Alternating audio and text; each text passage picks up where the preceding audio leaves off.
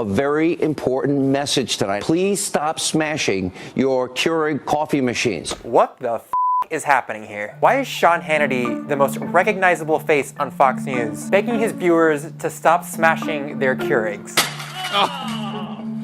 Hope you're happy, Keurig. It's a weird story, and it's what happens when the loudest pro-Trump voice on Fox News decides to go full conspiracy theorist. This is news, information, and truth. I promise you can't get anywhere else in the media. If you are lucky enough to not know who Sean Hannity is, think of him as Trump's permanent spokesman on Fox News. President Trump, he's moving very fast to fix the country and keep his promises to you, the American people. It's kind of a running joke at this point. Trump could nuke the rainforest, and Hannity would be like, President Trump, once again, doubling down on draining the swamp. That diehard loyalty has made Hannity one of Trump's favorite media personalities.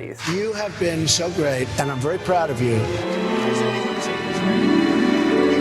But it's also turned Hannity into cable news's biggest conspiracy theorist. Because as Trump's White House has been hit with bigger and bigger scandals, Hannity's had to turn to wackier and wackier stories to distract his viewers.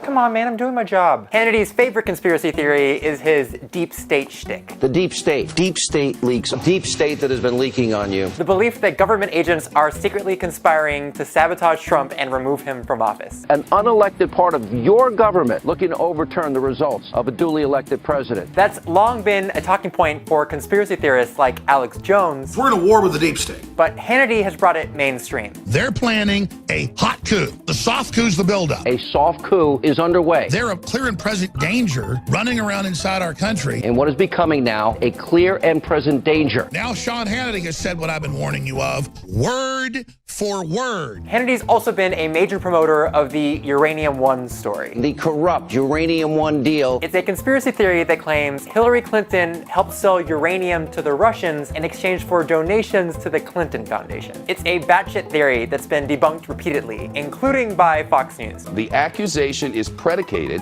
on the charge that Secretary Clinton approved the sale. She did not. But that hasn't stopped Hannity from peddling it. According to one study, Hannity spent 3.5 hours on the story over the course of 3 weeks. If you're ever standing in front of a graphic like this, it's probably time to reevaluate your life choices. There's a ton of other Hannity conspiracy theories. The Clinton email stuff. These are very serious crimes. Saying James Comey should be arrested. Comey's possible criminal conduct. Accusing Robert Mueller of trying to protect Hillary Clinton. There's no way the American people can trust Robert Mueller to investigate anything Russian-related. Grow up, man. Hannity is now the leading conspiracy theorist on cable news, and there's data to prove it. My name is Alvin Chang. I'm a senior reporter at Vox. I was interested in how Sean Hannity used conspiracy theories on his Fox News show. I went to Reddit's conspiracy forum, and I wrote a computer program to get the top 1,000 posts. I categorized what the conspiracies were about, and I came up with about 100 different conspiracies that I could search transcripts with. I went through 2 years of TV news transcripts. When we looked at the data, it turns out Hannity far and away mentioned conspiracy theories more than every other news program by a wide margin. Don't think this is a coincidence. Hannity's not just your typical right-wing pundit anymore. He's moving into Alex Jones territory. And unsurprisingly, Jones has noticed too. I love it. The Sean Hannity show is now the Alex Jones show. But unlike Alex Jones, who uses conspiracy theories to sell survival gear and bogus male supplements, We have developed the ultimate male vitality supplement. Hannity uses conspiracy theories to protect Trump, to distract away from stories that damage the White House. I charted out when he brings these up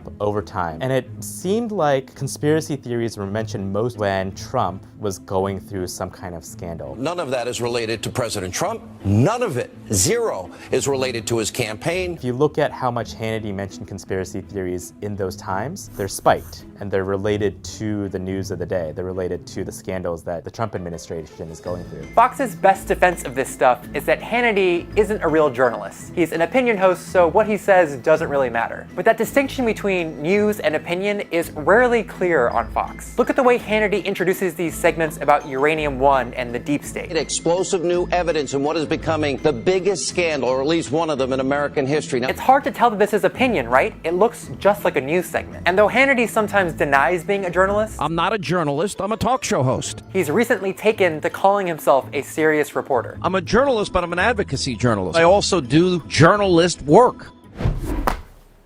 I have soft hands. More importantly, advertisers don't care about that distinction. Two conspiracy theories in particular have spooked Hannity's advertisers. In May, Hannity started peddling the story that former DNC staffer Seth Rich was murdered after leaking emails from the DNC to WikiLeaks. Now, if true, this could become one of the biggest scandals in American history and could mean that Rich could have been murdered under very suspicious circumstances. It was bullshit from the start. PolitiFact rated it pants on fire, Snopes debunked it, even Fox News retracted its article about it. But Hannity continued, spending segment after segment suggesting that Clinton operatives were somehow involved in Rich's murder. If this is true, this blows the whole Russia collusion narrative completely out of the water. It got so bad that Rich's brother begged Hannity's executive producer to stop him, writing, "We appeal to your decency to not cause a grieving family more pain and suffering." And I am not backing off asking questions, even though there is an effort that nobody talk about Seth Rich. Major advertisers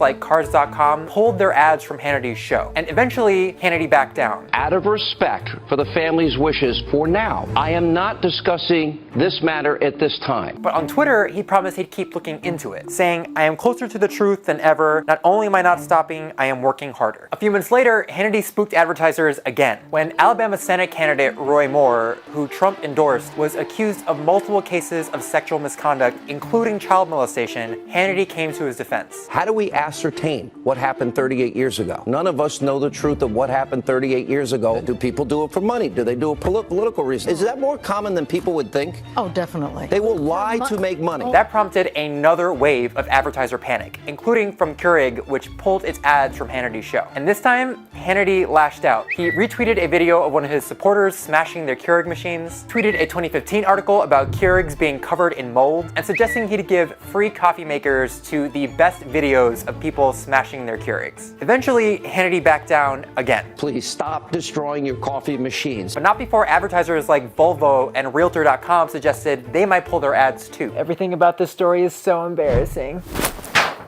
Masculinity is a cage. Fox knows Hannity is a problem too. They care about their right-wing audience, but they care more about ad revenue. Conspiracy theorists scare big companies. It's why Alex Jones has to sell male vitality pills. It's why Glenn Beck's show ended despite him having pretty good ratings. Now, Hannity is testing the network's limits. And once again, Fox has to figure out if the conspiracy monster they created is worth the damage they're doing to their bottom line. Thanks for watching. Remember to follow Strike Through on Facebook. Come on, man.